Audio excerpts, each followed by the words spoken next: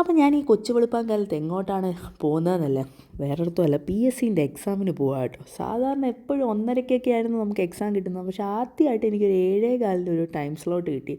അപ്പോൾ അങ്ങനെ രാവിലെ 6 മണിയായപ്പോഴത്തേക്ക് വീട്ടിൽ നിന്ന് ഇറങ്ങി കേട്ടോ, ബസ് പിടിക്കാനായിട്ട്. പക്ഷേ പോകുന്ന വഴിക്ക് എനിക്കൊരു പേടിയുണ്ടായിരുന്നു, നായ്ക്കളെങ്ങാനും കാണുമെന്ന്. അങ്ങനെ അതൊന്നും കണ്ടില്ല. അങ്ങനെ നേരെ ബസ്സൊക്കെ കയറി. ഞാൻ ഫോർട്ട് മിഷൻ സ്കൂളായിരുന്നു, അപ്പോൾ അവിടെ നിന്ന് കയറി എക്സാമൊക്കെ കഴിഞ്ഞ് 9:15 ആയപ്പോഴത്തേക്കും പിന്നെ ഇറങ്ങിയപ്പോൾ ഞാൻ വിചാരിച്ചു എന്നാൽ പിന്നെ പത്തനംതിട്ടക്കുളത്തിലെ ശിവൻ കോവിലൊന്ന് പോകാമെന്ന്. കാരണം കുറേ നാളായി അങ്ങോട്ടൊക്കെ പോയിട്ട് തന്നെ. അപ്പോൾ ഈ രാവിലെ ഈ രാമേന്ദ്രൻ്റെ റോഡൊക്കെ ഭയങ്കര കാലിയാണ് കേട്ടോ. സാധാരണ ഇങ്ങനെയൊന്നും കാണാറേ കിട്ടില്ലല്ലോ. അങ്ങനെ ഞാൻ പിന്നെ നേരെ നടന്ന് പതുക്കെ ശിവൻകോവിലെത്തി. അങ്ങനെ തൊഴുത് പ്രസാദമൊക്കെ വാങ്ങിച്ചിട്ട് എന്നാൽ പിന്നെ അവിടുന്ന് ഇനി അടുത്ത സ്ഥലത്തേക്ക് പോകാമെന്ന് കരുതി. അങ്ങനെ കുറേ നാളായി. ഇവിടെ കുറച്ച് മാറ്റങ്ങളൊക്കെ ഉണ്ടായിരുന്നു. ഒരു 5-6 വർഷമായി കാണും ഞാൻ ഇങ്ങോട്ടേക്ക് വന്നു. അങ്ങനെ അവിടെ നിന്നൊക്കെ തൊഴുത് ഇറങ്ങിയപ്പോഴായിരുന്നു നമ്മുടെ സ്വന്തം പത്മനാഭസ്വാമി ക്ഷേത്രം. ഇപ്രാവശ്യം പോകാൻ പറ്റില്ല, കാരണം അധികം 2 ദിവസത്തെ ലീവേ ഉള്ളൂ. ഞാൻ ഈ എക്സാം എഴുതാൻ വേണ്ടി മാത്രം വന്നതാണ്.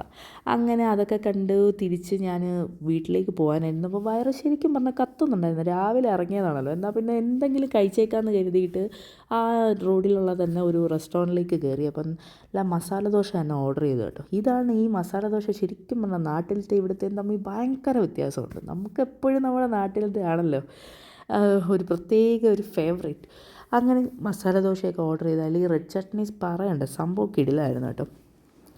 അങ്ങനെ ഞാൻ നല്ലപോലെ ആസ്വദിച്ച് ദോശയൊക്കെ കഴിച്ച്, ശരിക്കും പറഞ്ഞാൽ റെസ്റ്റോറൻറ്റിലൊന്നും അധികം തിരക്കൊന്നും ഇല്ലാത്തതുകൊണ്ട് നമുക്ക് വളരെ ആസ്വദിച്ച് കഴിക്കാമായിരുന്നു കേട്ടോ.